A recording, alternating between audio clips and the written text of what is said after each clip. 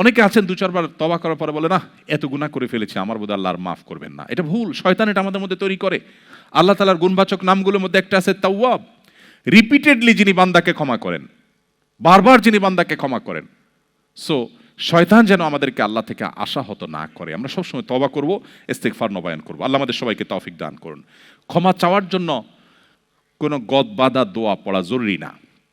আপনি আল্লাহর কাছে ক্ষমা চান, আল্লাহ আমি এই কাজটা অন্যায় করে ফেলেছি, আমাকে আল্লাহ আপনি মাফ করে দিন। আল্লাহ আমি একটা হারাম ভিডিও দেখে ফেলেছি, শয়তান আমাকে প্ররোচিত করেছে, আমি তওবা করছি, আর দেখব না, আমি আর এই পথে যাব না, আল্লাহ আপনি আমাকে মাফ করেন। আপনি একান্তে মনে মনে আল্লাহর সাথে কথা বললেন, এটাই তওবা, এটাই ইস্তিগফার, এটাই আপনার ক্ষমা এনে দিবে। আরও যদি আপনি ভালোভাবে করতে চান, সিজদায় গিয়ে একটু মাঝে মধ্যে একটু চোখের পানি ফেলে দোয়া করে কেঁদে কেটে দেখবেন, আল্লাহর কসম পৃথিবীর কোনো কিছুতে এত স্বাদ নেই আল্লাহর কাছে ক্ষমা চাওয়ার যে স্বাদ। কারোর ভয়ে কাঁদলে আপনার ভালো লাগবে না, বাট আল্লাহর ভয়ে কাঁদার পর আপনার ভালো লাগা কাজ করবে। সো এই প্র্যাকটিস আমাদের হওয়া উচিত নিয়মিত। আল্লাহ আমাদের তৌফিক দান করুন। আস-সুন্নাহ ফাউন্ডেশন, উম্মার স্বার্থে সুন্নাহর সাথে।